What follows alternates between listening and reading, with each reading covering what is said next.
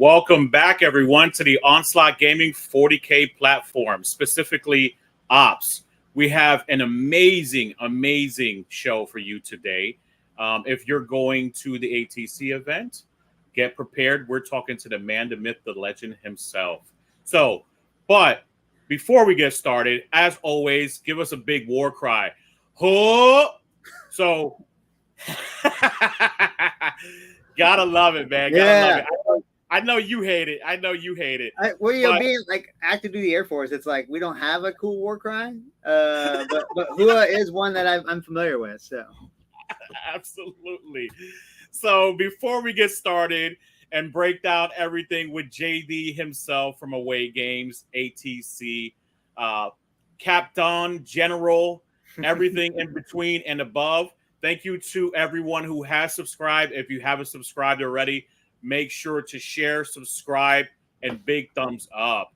Also, a special hug to our sponsors, Battleboard Studios, Big Bear 3D, and Baron of Dice. Don't forget to check out Art of War. Be sure to check them out on YouTube for exciting content. Their strategies and insights are invaluable to anyone looking to up their game, as always. And don't forget to check out the next episode, Operation 8, which is going to come out very soon. We might have a repeating special guest. It might be something else. You never know. I like to keep it nice and fresh. And check me out at Grand Onslaught 8 in Hudson, Florida. That's going to be on August 10th and 11th. I know this gentleman right here is going to be very far away during that time. So he will not be able to participate. Sadly. But it's going to be amazing. And as always, we're working on great content here for you. So, JD from Away Games, Mr. ATC Servant, the General. Thank you so much. I love you so much. I appreciate you for coming on today. Hopefully, we can show a lot of your participants that are going to be over the weekend some great insights and tips, some great information, and what they can expect. So how are you doing, brother?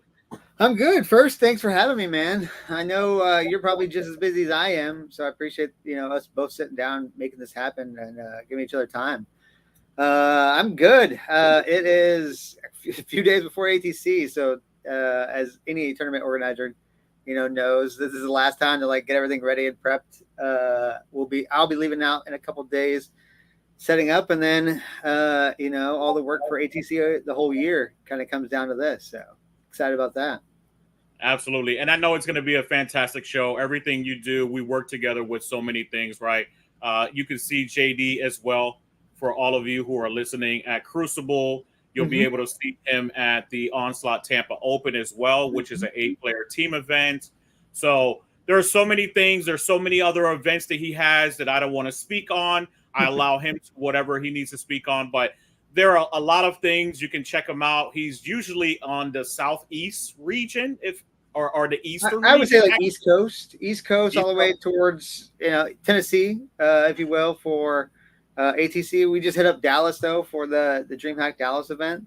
But I would say prominently East Coast. But again, we're trying to get out there to as many events and stores and communities and teams as possible. So if you're trying to host an event or looking for an event, by all means, let us know. We'll try to support you as best we can. Absolutely. And I'm going to put the link for his website, Facebook, whatever social media he has. I'm going to put it in the descriptions so everyone can see it. Check him out. Email him. Bug him. Whatever you got to do, send him a kite. He'll help you out. He's always willing to help out the community. He is a community man. So let's get started with the interview questions. We're going to get started with an event overview and background. Can you give us a little bit of an overview of the ATC event and its history since you've been there? Well, I mean, funny enough, as I always tell a story, and I don't know if last time we touched on it. I think it's funnily ironic that I've only ever been to one ATC, which was last year, right? I've always heard about ATCs, and I was always trying to go, but I never could get there. So last year was only my first experience with it, and to then kind of come full circle with the whole circuit and being part of ATC as the head judge this year, it just blows my mind. But I will say the history behind it, talking with Shane and Chris, who are the founders of ATC and have been running it for all these years. It's been around for about 15 years. It's kind of been modified from its first kind of couple inceptions. It was more like a 3-man or a 4-man in that team format, and then through their first couple of years, they found out 5s was kind of the sweet point for it, and then since then they've been running 5s from that inception up until last year. This is the first year though that ATC has decided to run both a 5-man and an 8-man. I think with the fascination and the popularity of 8s from last year's WTC and the coverage that they provided from War Games Live and Joe out there, there's been like this kind of excitement for teams, and the NTL kind of started due to that, and ATC looked at it and said, hey, we want to be a part of that, so they did the 8TC in March.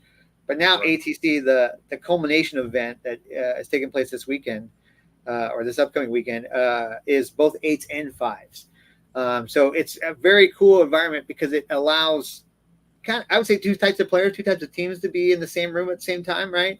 You have the 5s. We have exactly, I think 57, 58 teams there. And then we have 19 8-man teams. So like, it's going to be a very cool meshing of like ideas and list designs and practices. But it's been a great first year with, head judging it. When it comes to collaboration, it was simply just talking to Shane and Chris. And like, I think, Lewis, you've known me for a bit. Like I've always had this dream of like, 40K kind of becoming an esport and kind of becoming this thing where like people want to watch and like understand and like, root for certain teams. And I think teams is where it's at. Like it's, if anybody's ever heard my soapbox speech, like if we want to look at this as like something that we can like watch and enjoy and look at it as an esport, I don't think anybody wants to watch individuals. They would rather watch a team because, again, if you're playing and you're doing well and you're beating your opponent pretty badly, there's no point in watching that game continuously, right? Let's go to another game, and that's where that team concept kind of comes in. And I think that's where it's kind of evolving, if you will, and I think that's where teams can bring us with the 40K community. Beautiful. I love it. And shout out to Chris and Shane as well. Sure. The founders, the presidents, right? The CEOs of everything. I've actually been participating at ATC for many years. I think me and you kind of touched on this maybe once, but I've had one glorious moment that not many people have shared, or at least maybe only 8 other people have shared at that point in time. But I won Best General and Best in Faction with Orcs one year. So very exciting. And you're bringing back Orcs this year, right?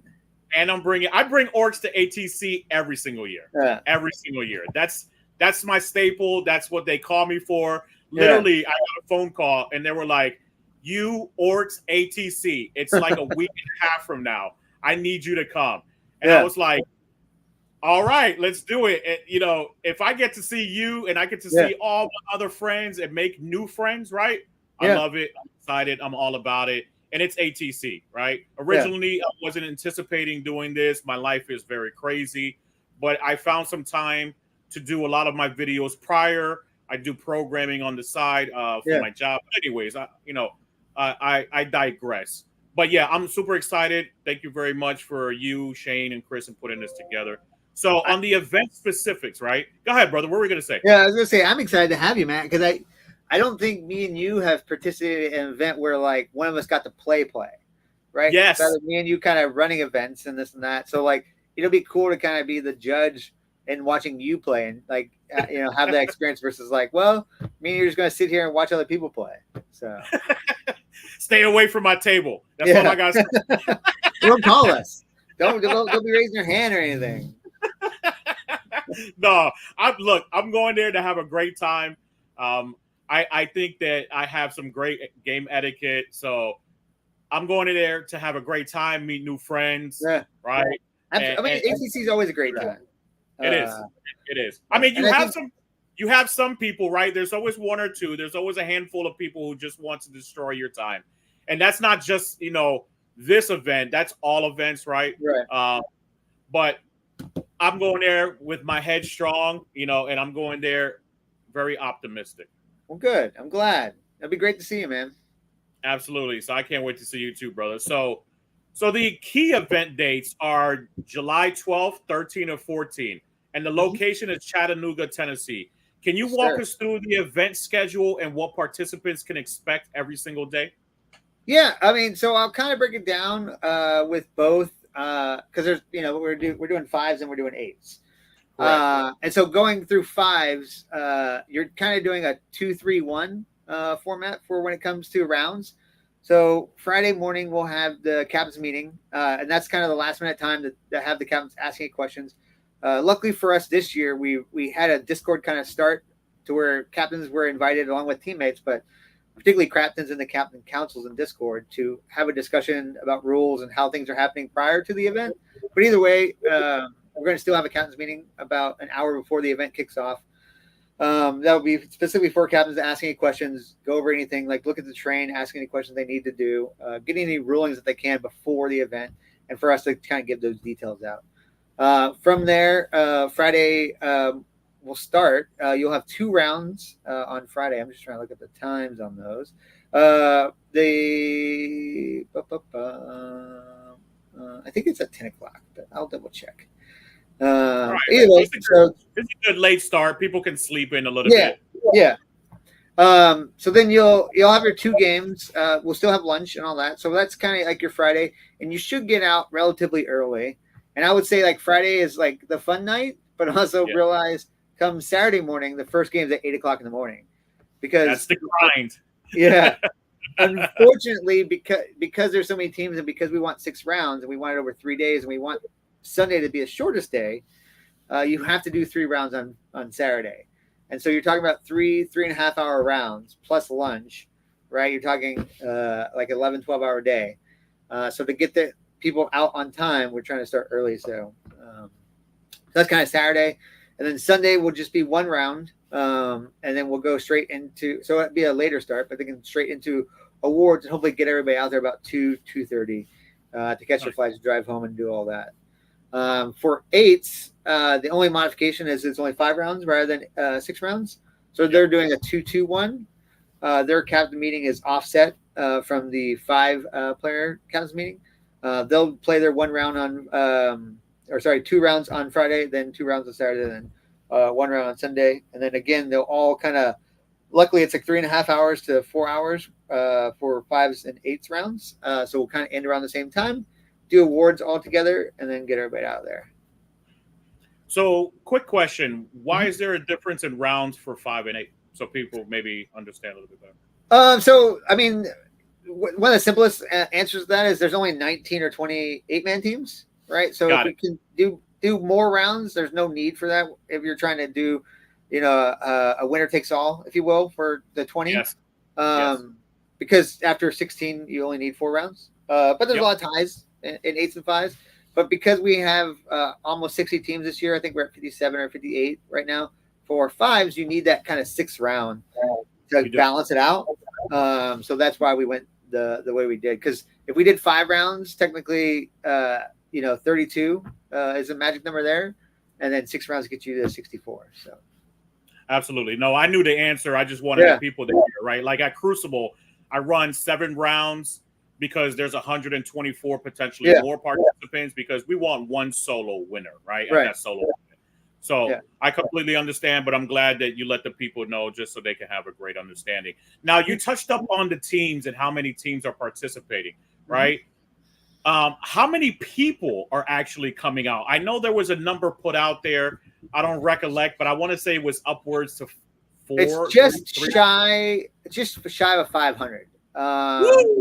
Yeah, so I think we're at 485-ish, give or take. Congratulations. Yeah, I think we would hit 500. We sold out, and we did technically sell out, but a couple teams have had to drop due to some, other issues this and there, which happens with all events. But I think we're sitting at 57 5-man and 19 8-man. So you're right at like 480 and some change participants, which I think is, I want to say last year they did like 350, 380. So we've increased it by about 80 to 100 players, if you will, for this year. So. And that's the direction you always want to go up, right? When you look at that graph every year. You look at that graph, you want to have an ascending. Yeah, right. I mean, so we capped this year at 20 and 60, and we hit both those numbers. And again, teams have dropped out. So like we hit everything we wanted to this year. And then depending on what this year looks like for space and all that, if we have to open up another space to get more players, or we say, hey, it's always going to be 60 and 20, we'll kind of go from there. So, or get bigger. You might have to get bigger in the future, man. I know. I mean, multiple main halls. Yeah, I mean, it'd be great. You know, it'd be great to have multiple main halls as long as we don't divide it. I really think having the 8s and the 5s in the same room, while they are playing two different 40k games, if you will, because of 8s and 5s, I think it'd be great to kind of intermingle everybody and have that kind of connection, and not have it, hey, these are the 8s and these are the 5s, sort of thing. Nice. So a little bit, if you don't mind expanding on the team compositions, right?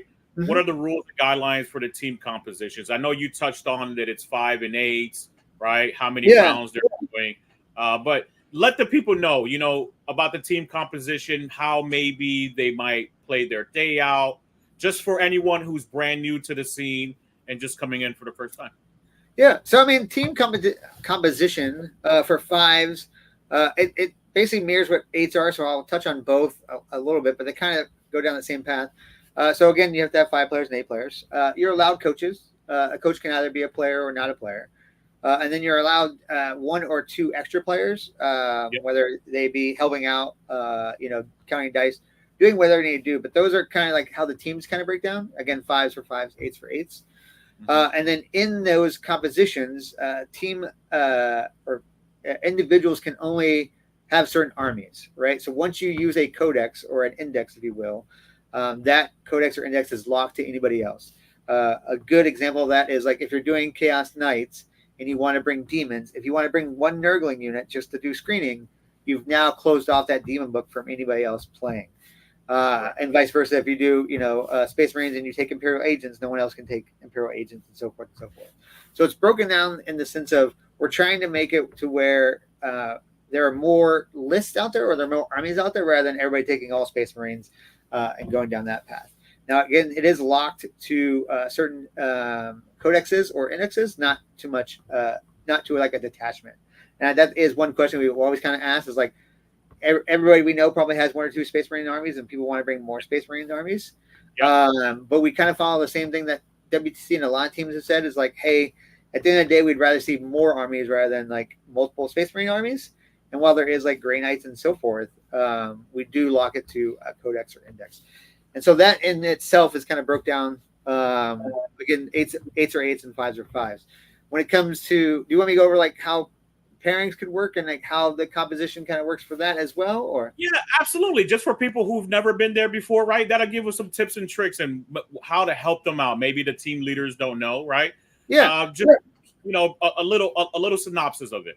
Yeah, and we can touch on it later on, but basically then you have those 5 or 8 armies, and again you're locked to those, and then that's how you break down your games and you go through a pairing process. And again, we'll probably go over pairings later on in the show, but again the individual then plays their own games, and those individuals score points for the round, and those rounds are totaled.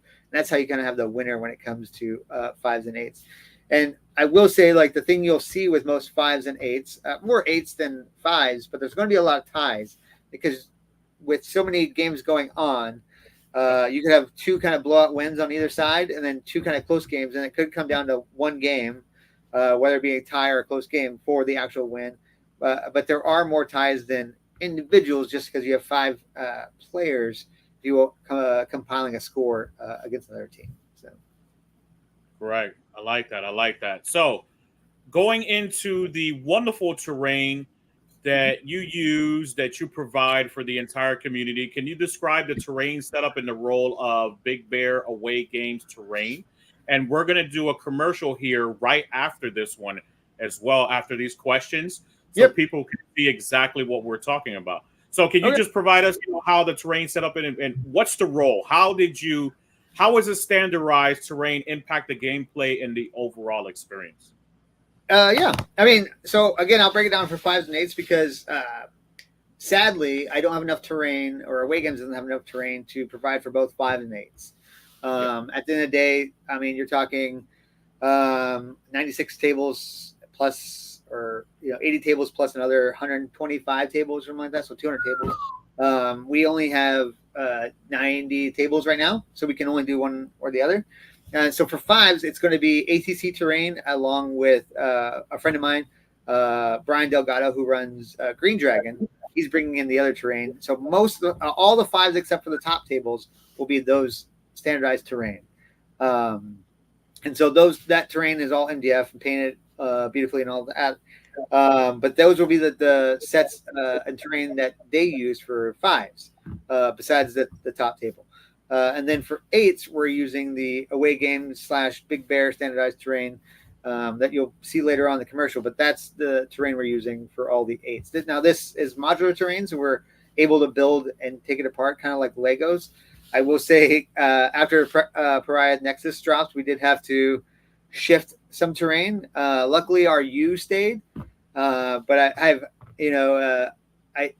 it's weird to think of, like, like we had it for so long, it was great, and now some L's are different. You running events as a TO.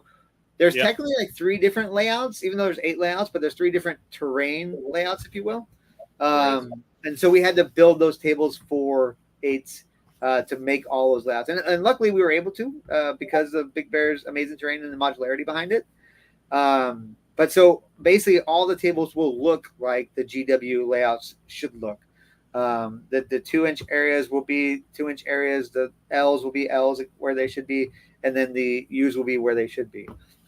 I love it. Yeah. It's a headache that I've been going through, right? Just having to change the orientation, right? The positioning of the terrain, making sure that there's enough of a gap on the footprints themselves, right? Like, I love what they're doing, right? They're standardizing it, but they need a halt, right, for at least a decade. Well, I mean, it's either I think GW is doing a great job now. With FAQs and rules and all that. And I think what they could do in the future especially for like TOs and all. And again, I will say, like, they do caveat, like, you don't have to follow this, right? Yes. Like, you can follow their area terrain footprints and you're good. But they did kind of give us, hints of what the ruins should look like. So a lot of people want to follow that. Yes. Which again, I think is great. But I think what they should do is standardize, like, hey, for the next 10th edition, if you will, it'll be 3 L's that go this way, 3 L's that go this way, and a U. Right, and when we change from Pariah Nexus, from Leviathan to Pariah to whatever the Onslaught, the next one is going to be, that it's all the same shapes, but it changes how the layouts would work. Sort of what we did with the area terrain, if you will. They changed where the footprints were going, but they didn't change the footprint. So I think one of the good things that GW could do is, like, hey, we're going to stick with these L's or make the L's kind of standardized to where it doesn't matter from layout 1 to 8, they're all the same, just changed differently, rather than changing the orientation. I love that. No, I love that. And just to let everyone know too, right? The impact, because I have a set of Big Bear Away Games terrain set, right? And we're going to show you that here very shortly in the commercial, because we got to pay the bills. But what I love about it the most, right? I know he touched on modularity, but it's very thin, right? So it allows you to basically put your models inside the footprint with enough space to put every single base, just about, as many bases or a unit itself in there. Especially an orc player like me, you can put a 20 boys unit inside the ruin, especially the U shapes that we still have on the layouts, right? So I love that as having a good impact on the gameplay. The overall experience as well, using yours and Big Bear's terrain, is obviously amazing. I believe it's tall enough. It's a lot taller than other, events that I won't speak on, even though that they're the creators, but it's a lot taller, right? So I love that aspect as well, right? Yeah. I think that you actually go that extra mile to make sure that it has the maximum efficacy for people to play. I know that we have talked before that you've even changed multiple orientations of certain things like footprints and things like that, because you run so many events, you've heard and seen many experiences, right? You wanted to change that. And I remember that to this day, right? You wanted to make the experience better for your participants. Yeah, and absolutely.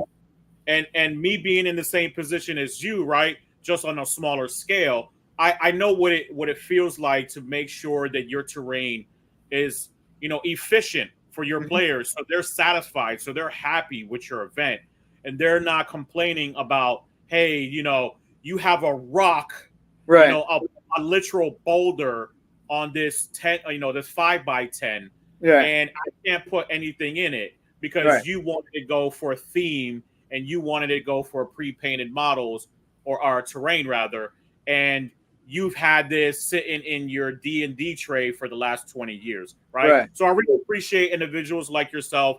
We are a fraternity of tournament organizers, so I love it when other tournament organizers do things to continue to make things better for players. And I mean, that's why we like standardized terrain. I mean, I've been kind of pushing standardized terrain for a long time. I'm glad GW's come out with these footprints and so forth. But again, everything you're saying is like on that path of like, you want everything to be standardized. Like we, not knocking any events, but you'll go to some events where they want 100 players, but they only have enough terrain for 80 players. And so they take that terrain and they have the top 10 tables with the terrain they should have. And then they kind of, trail off, if you will, the further you go down. And that's something I've always said I never want to do. Hence why, I can only do so much terrain at ATC because I only have so many sets. And so the standardization of like, hey, from table 1 to table 50, from the first player who's playing for first place to the last player who's playing for the wooden spoon, should have the same standardized playing experience from the top to the bottom. And at the end of the day, we're all paying for the same ticket. We're all experiencing the event together. It shouldn't be a, hey, because you have so more wins than me or you have so many losses, you're playing on a different style of terrain or different field terrain. And again, that's something I've always tried to harp on is like, we're all in this together. And I want that same playing experience from the top to the bottom. And again, this goes to, we talk about standardized terrain, but like all my mats match all my terrain and all the other things, right? This hasn't been like a rush process, if you will. This has been a long process to get where we are. But I do think standardized terrain allows players to play better, right? At the end of the day, if we're all playing on the same terrain, we all kind of have the same experience. We know what's going on, and you can build your army to tailor if you want. But from your first round to your last round, it's all going to kind of be the same experience. Whereas like, hey, there could be a coin flip of, you went from the top table to the 12th table and, they didn't have enough terrain, or as you said, the large rock is there and you don't have that same kind of playing experience. So like, that's where standardized terrain, I think, truly shines when it comes to tournament play. Absolutely. Yeah. No, big shout out to you for doing that. Thank you very much. So for you people's listening and watching, right, we're going to jump into this commercial. Make sure to check it out. Check out the website. Also, check out Mr. JD from Away Games as well. Thank you. Welcome to Big Bear 3D, your ultimate destination for top quality terrain and weapon props. Whether you're setting the stage for your next epic battle or enhancing your collection, Big Bear 3D has you covered. Don't forget to scan the QR code to explore our full range and bring the event home with you. Happy gaming! Big Bear 3D is excited to collaborate with Away Games, bringing top-tier competitive experiences to events across North America with our adaptable modular event tables. The Away Games event table, official for the American Team Championship and standard for the National Tabletop League, can now bring the event home. Pick up the Away Games 2024 event table to replicate any layout featured in ATC or NTL circuit events. Big Bear 3D is thrilled to offer sci-fi weapon props and raw part kits. Printed in PLA plastic with all necessary assembly hardware included. We've also partnered with Hobby Goblins to provide assembled and painted prop kits for our customers. And don't forget, bring the event home with you. And we are back, my people. So, exciting, right? Hopefully everyone enjoyed that commercial. once again, right, I always like to take care of the people who take care of me. Make sure to go check out Big Bear's website, grab a lot of that terrain. He has special deals now. Also, he's put me in a position where I can give you a 5% discount on your next purchase. And if you subscribe on Onslaught Gaming 40k's platform, I will give you an additional 5% off for 10% off your next purchase. Just make sure to leave me a comment, send me a message, whatever it might be, and I'll give you that extra code for that additional discount. So, Does that work for me, Lewis? no, not for you. You got to pay full price. I got to pay full price. Yeah. I think you're already in a better position anyways. I think you are. I'm trying. Big Bear John has treated us well, so I'm happy to support him. Absolutely, always.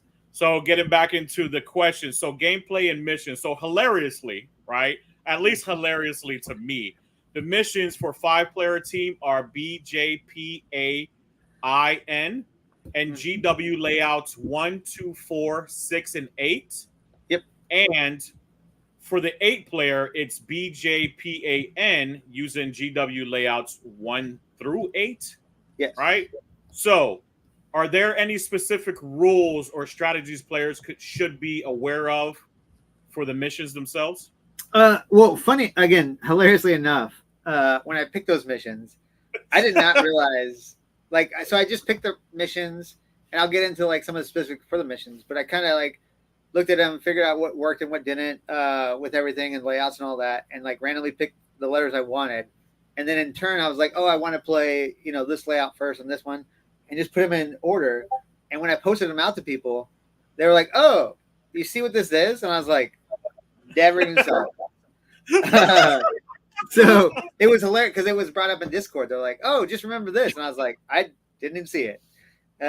So hilarious enough, it was all a happy accident, if you will. But I would say for 5s, again, you're doing 6 missions, but only on 5 layouts. Then 8s, you're doing 5 missions on all 8 layouts. What we did try to do, talking with Shane and Chris at ATC and coming together, is we tried to make it to where, one of the questions that was brought up when Pariah was dropped was is battle line going to be the new hotness?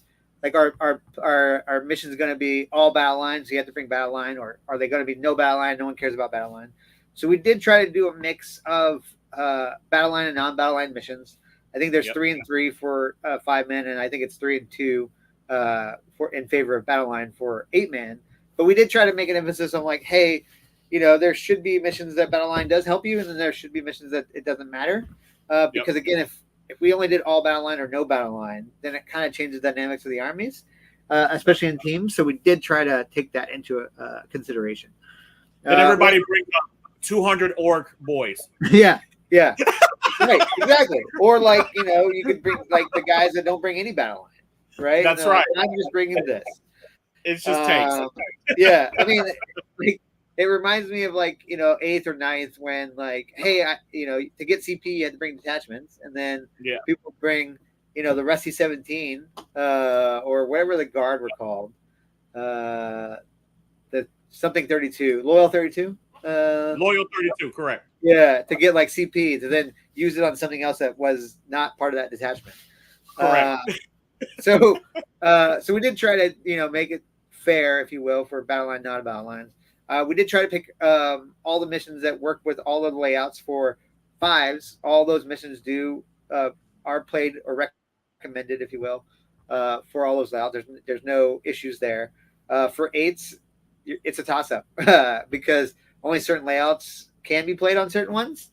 So it is something to consider when you are pairing. Is hey, my army doesn't do well on layout 2, 4, and 8, right? So you try to avoid those pairings, if you will, and vice versa when it's on 5s. It's I've talked to a lot of teams, and I've learned a lot of strategy while doing a bunch of team events. And part of it is understanding what your army plays well in layouts wise, and trying to get those layouts, and also putting attackers and defenders certain ways to where hey, I'm not good at this layout, so you need to avoid that kind of matchup where it goes to that layout. Or hey, I want a certain layout, put me out as a defender first because I'm guaranteed one of those two.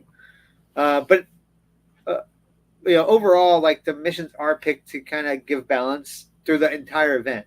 While it might not be balanced in that one round or second round or so forth, it is balanced overall the event to where at the end of the day, whoever wins this or whatever team comes out on top can say, hey, I brought balanced list, if you will, versus like, oh, I only brought one thing or another, and that's the way I won. So. I like that. I mean, I know people are still going to bring their skewed lists and just try to do it. I mean, it's teams.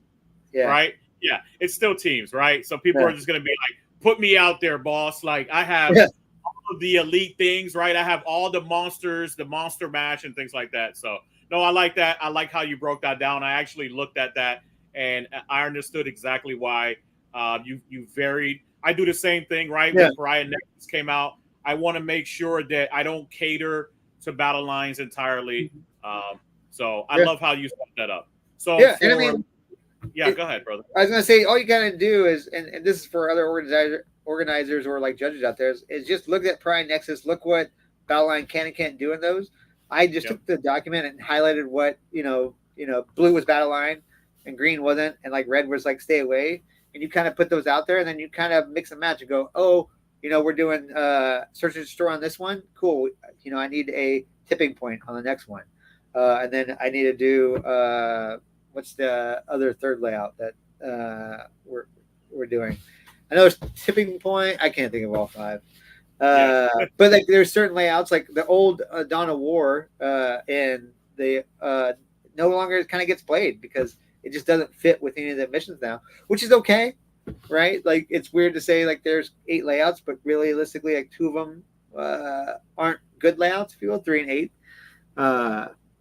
or 3 and 7. But I mean it kind of is what it is. But again, we did try to take time to like look at it and go, cool, this is a balanced plate, if you will, of missions.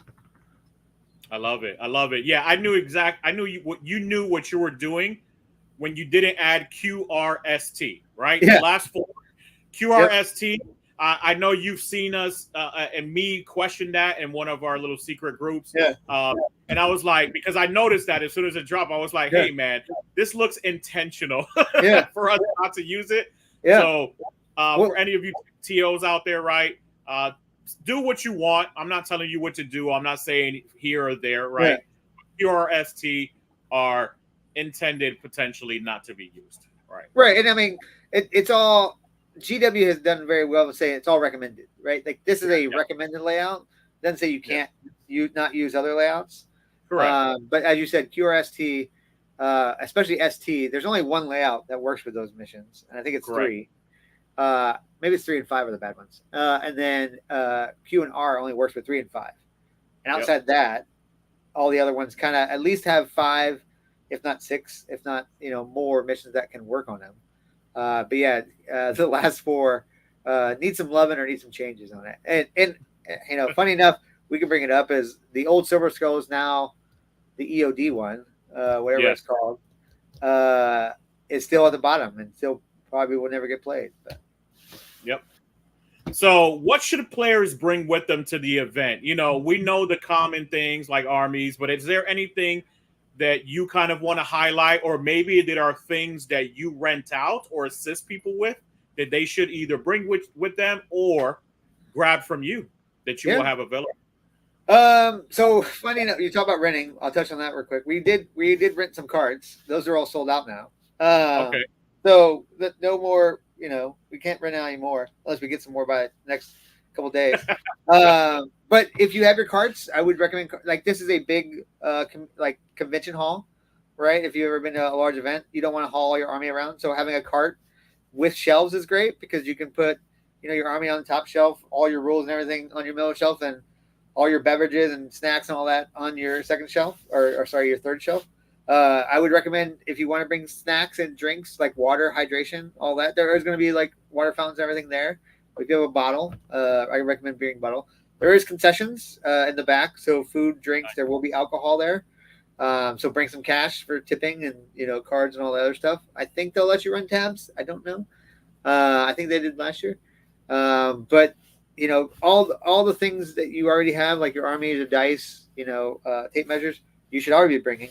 But the creature comforts are like snacks, food and or beverages. If you have a cart, bring a cart. If you have something to carry your army, right? Because the worst thing that I see for some players is they bring these like cool cases that they used on a plane or used for carrying, but they have to pack up their army every time to then unpack it every time they're deploying, right?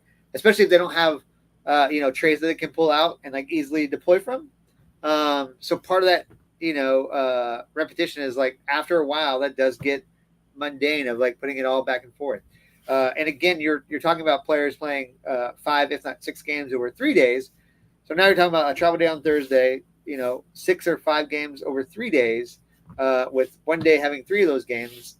It's going to be wear and tear, right? So even if you have a cart or something that you can haul your army in that makes deploying easier, please do that. There'll be chairs. Sit down.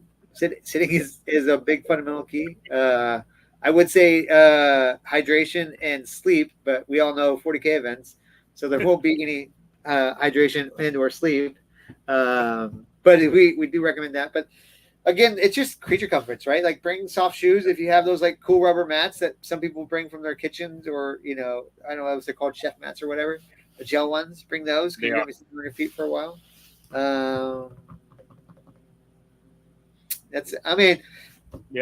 Again, bring money or cash, because I think we are selling ATC objective markers that you can only buy at ATC. We're doing dice trays as well, and then dice from ATC. And there's going to be, I'm trying to think, 10 plus vendors there. So again, go check out all those vendors, but that will help you as well. Bring some extra space in your suitcases or cars for all the stuff you're going to buy, and all the trophies you're going to win, Lewis. So you hear that, people? Make sure to bring cash, credit card, whatever you got to bring with you. Go to the vendors, buy a lot of ATC gear, and bring lots of water, right? Yes. Stay hydrated. That's like one of my pet peeves always at my events, my bigger events too. I will literally yell out, stay hydrated. At all of my GTs, I yell out, stay hydrated, right? I want that. I know people are drinking their alcohols, right? But I still want them to at least sneak a bottle of water, right? Things like that. I mean, you see those people at the end of the round, finish it. What do? They just chug a bottle of water, right? And they go in the next round. You're like, I guess it's hydrating. So I guess as long as they stay hydrated and they're not fainting throughout the event, so they don't got to give you extra work, or whoever, the paramedics or whoever might be running that logistical part of it, right? Yeah, so I don't want to be responsible for that too. So here, judge call and come over there, the body on the ground. So absolutely. So coming down to sportsmanship and conduct, how do you ensure a fair and sportsmanlike environment during the event? Well, luckily you've read the player packet, but in the player packet there is like a sportsmanship kind of code of conduct, if you will. As long as with code of conduct for all the rules and all that. If you haven't checked it out, you can check it out at ATC's website or the Away Games website. You'll see the player packet 4, 5s, and 8s.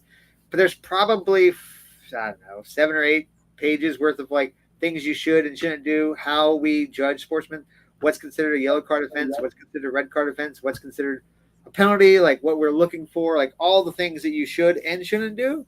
So that's probably the easiest thing to kind of check out for fairness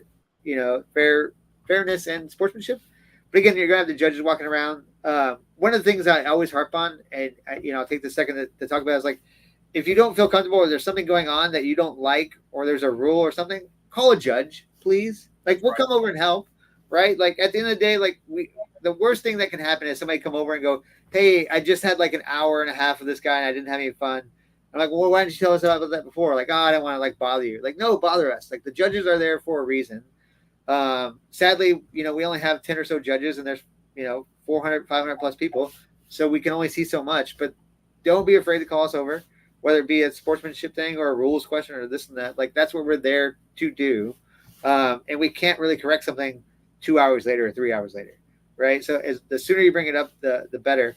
But again, all the rules, from what the coaches can and cannot do, to what a team can and cannot do, to what chess clocks, time, and what time game looks like, and then again all those kind of yellow cards, offenses, and all that, and then what's all kind of allowed and not allowed in the game is all kind of covered in our code of conduct and our sportsmanship in the player packet. Absolutely. and I can say it because I'm just going to be a participant. Two things: don't be a douche, right? Go there to have a great time, meet new friends, meet new people, continue to have a great time. Look at it for the fun aspect of it and keep that right above the competitive side of it, right? Because the greatest players in the world have some of the greatest game etiquette.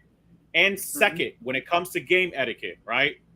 Make sure that if someone is doing something wrong, let the judges know. Don't say that you didn't want to be non-confrontational. You don't have to be confrontational with that individual, right? Yeah. Let the judges know, because if an individual is cheating, that can hurt everyone else down the line that individual starts to play against, right? Yep.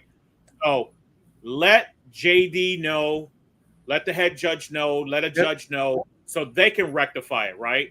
Yep. Don't put it in your hands to fix the issue. Allow them to rectify the issue and figure out what they need to do. Don't make somebody else's experience as horrible as yours, right? So. And I think, Lewis, you've said it many, many times at your events, is like, and I'll kind of, touch on it here, is like, it's all a social contract game, right? At the end of the day, you have to have this social engagement with your opponent, right? Because you have to ask questions, and you have to have this game, and you're there for the next, 2 or 3 hours. So try to have a great time, like, try to be respectful and all that. But at the end of the day, like, we're all trying to play a game and have a great time. And if somebody's not having a good time or being mean, you need to let us know.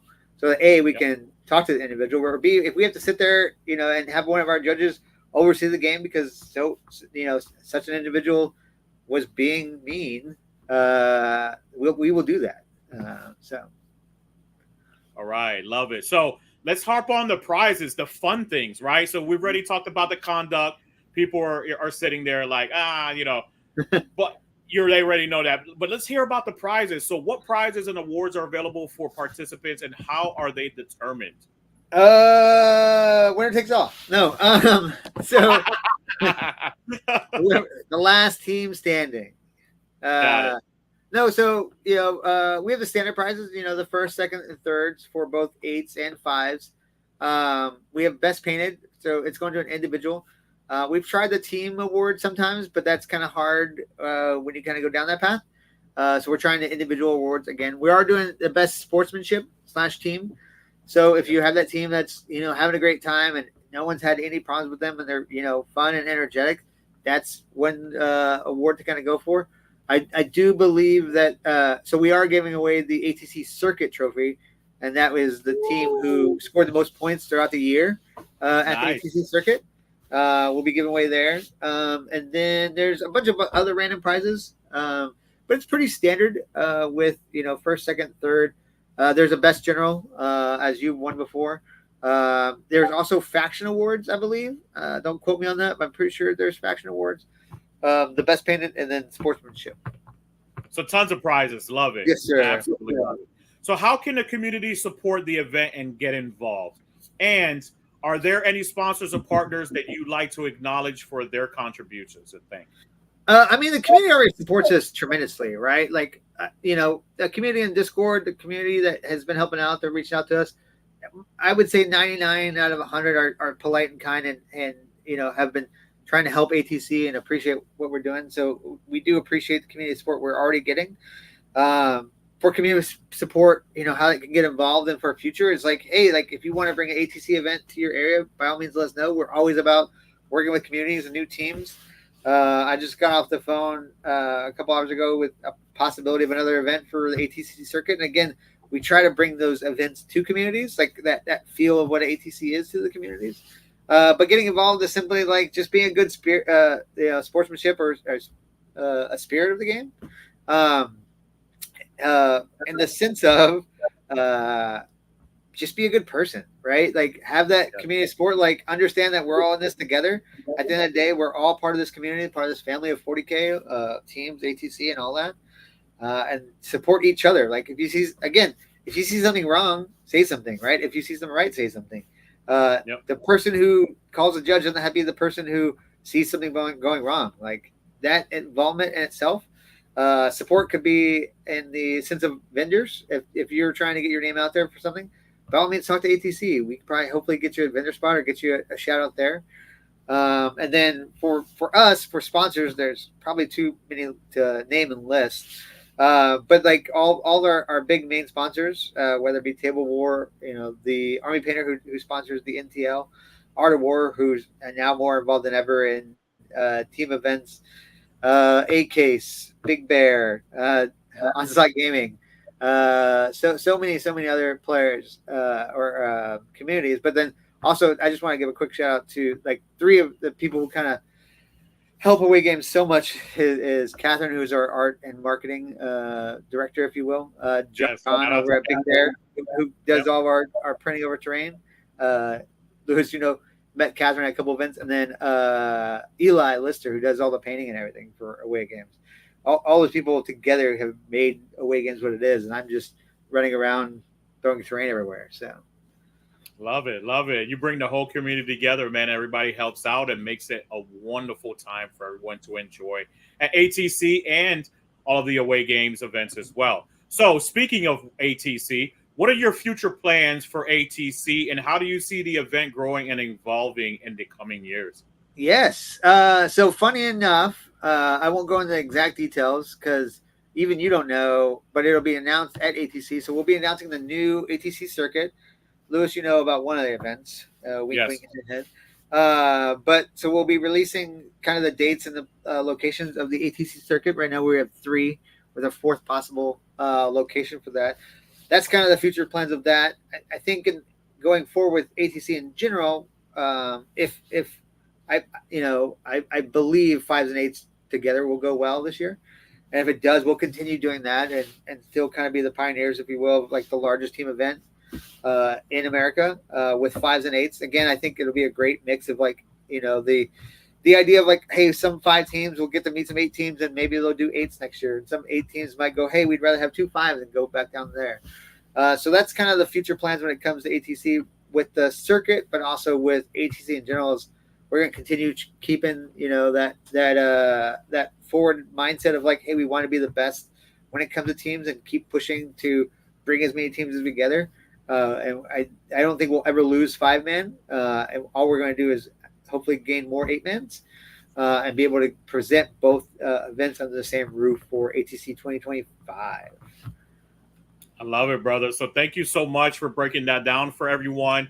I appreciate you very much once again, right? I'm going to continue to reiterate it, just like you pointed out as well.